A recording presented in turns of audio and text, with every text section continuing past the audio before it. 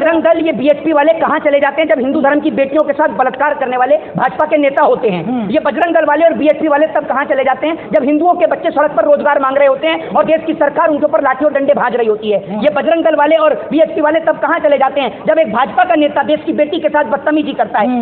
ये बजरंग दल वाले और बीएचपी वाले तब कहाँ चले जाते हैं जब एक भाजपा का नेता विधानसभा में बैठकर पॉर्न वीडियो देता है। तब ये सारे के सारे बजरंग दल वाले गूंगे हो जाते हैं, क्योंकि बजरंग दल वाले सिर्फ उसी मुद्दे में बोलते हैं जिस मुद्दे में हाथ सिर्फ मुसलमान का हो। मेवाती हमारे भाई हैं और ये जो हिंसा है ये प्रायोजित है और हम इस हिंसा का समर्थन नहीं करेंगे। हाथ में हथियार था, जिनके हाथ में पत्थर थे, जिन्होंने गोलियां चलाई और जिन्होंने हिंसा को भड़काया, सबके ऊपर देशद्रोह का मुकदमा दर्ज होना चाहिए। लेकिन हरियाणा की सरकार क्या कर रही है? हरियाणा की सरकार सिर्फ बुलडोजर चला रही है, जिस बुलडोजर का रोकने का काम इस देश की न्यायपालिका ने किया है। आज जिस तरीके से लोगों के बीच में नफरत पैदा की जा रही है, कोई खट्टर सरकार नहीं, ओनली फॉर खटारा सरकार, कोई खट्टर सरकार नहीं, ओनली खटारा सरकार। ये वही खटारा सरकार है जो मोनू मानेसर को आज तक पकड़ नहीं पाई, बिट्टू बजरंगी के ऊपर लगाम नहीं कस पाई। ये वही खटारा सरकार है, आप ये समझ लीजिए। इस देश में कभी भी हिंसा होती है, जान माल की हानि होती है, कभी किसी नेता के बेटे को चोट नहीं पहुंचती। ये लोग जो इस देश में नफरत फैलाने का काम कर रहे हैं, मैं इनसे एक ही बात पूछना चाहता हूं कि क्या उनका कारोबार सिर्फ हिंदुओं से चलता है? ये मुझे बताएं। देश के प्रधानमंत्री नरेंद्र मोदी जी, जिन्होंने कोई कार्य करने का काम नहीं किया, सिर्फ एक ही काम किया है, देश की जनता को हिंदू और मुसलमान के नाम पर लड़ाने का, देश के लोगों को मंदिर और मस्जिद के नाम पर लड़ाने का। मोदी सरकार से पहले किसी को नहीं पता था कि क्या मंदिर और क्या मस्जिद के बीच मतभेद होता है, क्या हिंदू और क्या मुसलमान के बीच मतभेद होता है। लेकिन जब से केंद्र में भाजपा की सरकार आई है, भाजपा का एक ही मूल उद्देश्य है, सिर्फ देश के लोगों को लड़ाना। लेकिन देश के मुसलमान से किसी को कोई भी खतरा नहीं है। खतरा है तो भाजपा के बलात्कारी नेताओं से, जो देश की बहन बेटियों की इज्जत और आबरू के ऊपर हाथ डालने का काम करते हैं। तो भाजपा के नेताओं से अपनी बहन बेटियों को बचा के रखें।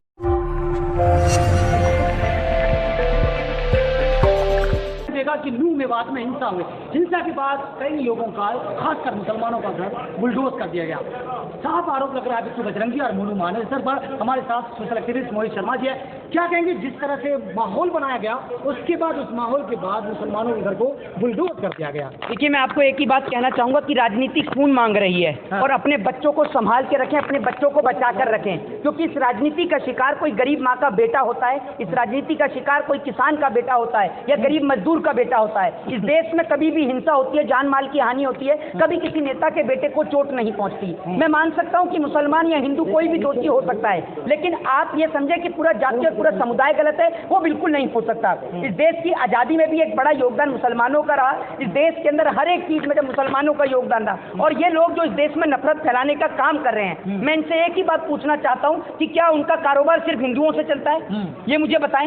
हर एक चीज के अंदर आज हिंदू, मुस्लिम, सिख, ईसाई सबकी जरूरत होती है। जिस तरीके से इस देश की आजादी से लेकर इस देश को बनाने में आज सभी जाति, सभी धर्म और सभी मजहब के लोगों ने अपना योगदान दिया है। लेकिन एक ऐसी सरकार जो निकम्मी सरकार है, जो निठल्ली सरकार है, वो ऐसी सरकार जिसने पूरे 10 साल से ज्यादा कोई काम नहीं किया, देश के प्रधानमंत्री नरेंद्र मोदी जी, जिन्होंने कोई कार्य करने का काम नहीं किया, सिर्फ एक ही काम किया है, देश की जनता को हिंदू और मुसलमान के नाम पर लड़ाने का, देश के लोगों को मंदिर और मस्जिद के नाम पर लड़ाने का। मोदी सरकार से पहले किसी को नहीं पता था कि क्या मंदिर और क्या मस्जिद के बीच मतभेद होता है, क्या हिंदू और क्या मुसलमान के बीच मतभेद होता है। लेकिन जब से केंद्र में भाजपा की सरकार आई है, भाजपा का एक ही मूल उद्देश्य है, सिर्फ देश के लोगों को लड़ाना। लेकिन जिस तरीके से आज जाटों ने एक महत्वपूर्ण भूमिका अदा करी है, मुसलमानों के साथ आकर उन्होंने एक इंसानियत का प्रमाण दिया है। जब आज आप और हम दिल्ली के अंदर मौजूद है और आप देख भी रहे हैं किस प्रकार से डॉक्टर ओम प्रकाश धनखड़ जी ने, जो कि महाखाप पंचायत के कोऑर्डिनेटर हैं, उन्होंने एक ही बात बोली है कि मेवाती हमारे भाई हैं और ये जो हिंसा है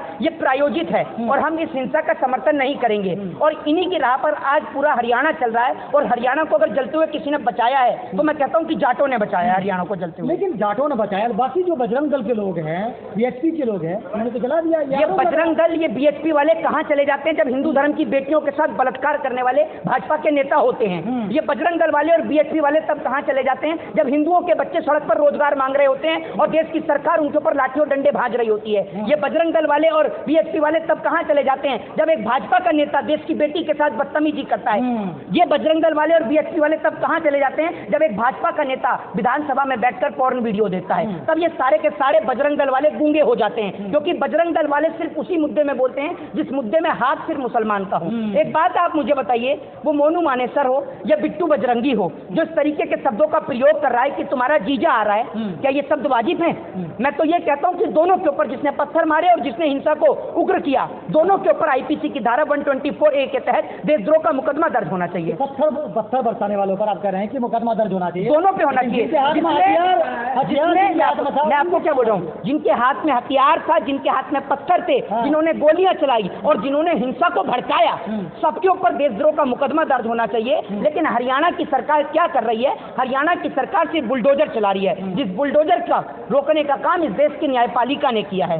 आज जिस तरीके से लोगों के बीच में नफरत पैदा की जा रही है, आप ठीक मेरे पीछे देख रहे होंगे कि यहाँ पर लिखा हुआ है कि उठे सोने वाले। आज उठना पड़ेगा उन सोए हुए लोगों को जिन्होंने इस देश की मातृभूमि को आजाद करने का आप भूल गए हैं। इस देश की जब मातृभूमि आजाद हुई थी, तब आजादी के दौरान ना जाने कितनी हमारी बहन बेटियां जो है वो विधवा हो गई थी, कितने हमारे भाई शहीद हो गए थे। आज ये मिट्टी दोबारा से गुलाम हो जाएगी अगर आप और हम हिंदू मुसलमान जाति धर्म के नाम पर बट गए। आज से पहले क्या आपको मुसलमानों से खतरा नहीं था? बिल्कुल नहीं था, और मुसलमानों से कभी इस देश को कोई खतरा रहा नहीं है। क्योंकि जब बात कश्मीर की आती है, आज सदन के अंदर स्मृति ईरानी कश्मीरी पंडितों की बड़ी वो रोने रो रही थी कि स्मृति ईरानी कह रही थी कि पंडितों के ऊपर अत्याचार किया। मैं उनसे पूछना चाहता हूं कि सबसे ज्यादा अत्याचार तो आपकी सरकार के राज में हुआ है कश्मीरी पंडितों के ऊपर। आप क्या हिंदुओं का दर्द समझेंगे? आपकी पार्टी के नेता हिंदू बेटियों के साथ बलात्कार करके बैठे हुए हैं। आपकी पार्टी का एमएलए कुलदीप सिंह सेंगर जो कि बलात्कारी है, उसके लिए आप क्या कहेंगी? आज आपने भली उसको पार्टी से निकाल दिया। देश में नफरत का माहौल उस दिन पैदा किया गया जिस दिन भारतीय जनता पार्टी के एक नेता जिस तरीके से बयान देती है नूपुर शर्मा, उसके एक विवादित बयान के बाद देश के अंदर हिंदू और मुसलमान का माहौल क्रिएट किया जाता है। कभी राम मंदिर का मुद्दा तो कभी ज्ञानवापी का मुद्दा। अभी आप देख रहे हैं ज्ञानवापी का मुद्दा मीडिया धीरे धीरे दिखा रही है, जैसे ही 24 का चुनाव आ जाएगा उसको तेजी से स्टार्ट कर दिया जाएगा। देश में एक ऐसा मेमोरेंडम क्रिएट किया है कि मुसलमानों से खतरा है, ये नहीं पता कि कैसा खतरा है। जी, कोई खट्टर सरकार नहीं, ओनली फॉर खटारा सरकार। कोई खट्टर सरकार नहीं, ओनली खटारा सरकार। ये वही खटारा सरकार है जो मोनू मानेसर को आज तक पकड़ नहीं पाई, बिट्टू बजरंगी के ऊपर लगाम नहीं कस पाई। ये वही खटारा सरकार है, आप ये समझ लीजिए। ये मोनू मानेसर मिल कहा, टीवी चैनल वाले को जो इंटरव्यू दे रहा है तो मिल नहीं रहा। टीवी चैनल वाले कैसे पकड़ लेते हैं? मतलब कोई आदमी टीवी चैनल वालों को मिल सकता है लेकिन इस देश की आईबी को, रॉ को, इंटेलिजेंस को नहीं मिल सकता।